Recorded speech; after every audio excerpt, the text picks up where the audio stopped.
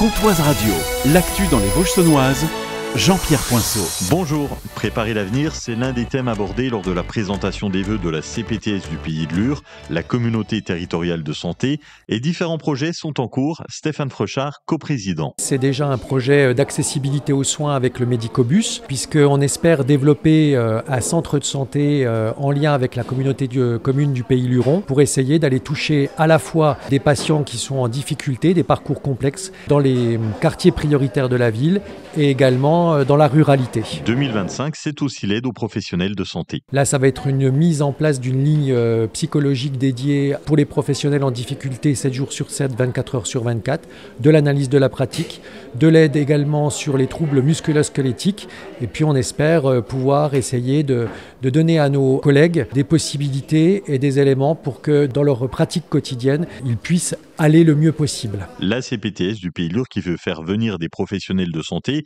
idéalement qui exercent dans un rayon de 10 à 15 km autour de Lure, pour intégrer la CPTS. Pascal Lavis, médecin généraliste en maison de santé à Meulisier et coprésidente de la CPTS du Pays Luron, nous explique le but de cette recherche. Les motiver à travailler ensemble et participer aux actions de la CPTS pour créer un groupe dynamique et alléger le travail de ceux qui sont déjà présents. 6 mois de prison aménagés sous bracelet électronique, 600 € d'amende et une obligation de soins. C'est la condamnation pour cette conductrice habitant le secteur de Lure.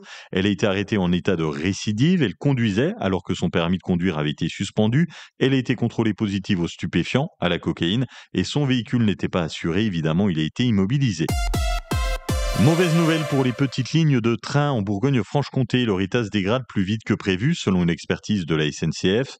Est concernée chez nous la ligne Lure-Épinal. Sans travaux, on s'attend à des retards d'une vingtaine de minutes dans les prochaines années. Résultat, la région doit engager des travaux d'ici 2030. Coût estimé pour l'ensemble des lignes de 300 à 500 millions d'euros. La région demande à l'État de revoir son financement. Décision attendue avant fin février.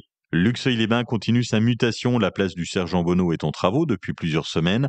La place aura bientôt un tout nouveau visage. Frédéric Burgard, maire de Luxeuil. C'est un projet qui est pluriel. Il s'agit là d'organiser une vraie place d'armes. Je vous rappelle qu'on avait positionné le monument aux morts sur cette nouvelle place Sergent Bonneau un peu provisoirement, d'ailleurs depuis 2019, en attendant que l'aménagement définitif soit décidé avec l'architecte des bâtiments de France et en attendant que ce projet puisse réunir le financement nécessaire. Donc c'est maintenant le cas. L'architecte des bâtiments de France a validé un projet définitif, le financement est là et nous lançons les travaux pour pouvoir positionner de manière définitive le monument aux morts, créer une vraie place d'armes à Luxeuil-les-Bains et en plus faire un aménagement paysager et de parking agréable de cœur de ville, d'entrée de ville, en lien direct avec le cœur historique, l'abbaye. Donc c'est très important d'avoir cette entrée de ville de qualité qui va nous permettre au passage de désimperméabiliser le parking et de remettre des espaces verts pour rendre encore plus agréable cette entrée de ville. Inauguration de la nouvelle place du Sergent Bonneau prévue en mai. À Fougerolles, la distillerie de Wye s'adapte à la transition écologique en optimisant son processus de distillation. L'entreprise traite 500 tonnes de fruits par an. Elle investit dans de nouveaux alambics pour réduire sa consommation d'eau et d'énergie. Résultat, la production est concentrée sur 7 mois, quand l'eau est naturellement plus froide et plus abondante. La chaleur dégagée lors de la distillation est récupérée et réutilisée grâce à un échangeur thermique permettant de réchauffer d'autres installations. Et les résidus de fruits servent à produire du biogaz, énergie renouvelable qui peut être transformée en électricité, en chaleur ou en carburant.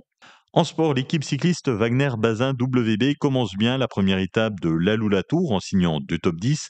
Pierre Barbier, 7e et Jens Reinders, 9e. L'équipe Wagner-Bazin WB est 5e au classement général. La météo cet après-midi, nous avons un temps sec, un ciel gris et des températures entre 7 et 10 degrés. 7 à Plombières-les-Bains, 9 de Luxeuil-Assaut, 9 degrés à Fougerolles, Breuch, Hayoncourt, 10 à Lure, Villers-Lure, Saint-Loup et Vesoul. Demain, un temps identique, on aura un ciel gris avec un peu de pluie le matin, un temps sec l'après-midi et de 8 à 10 degrés au mieux. Passez une très belle après-midi sur Comtoise Radio.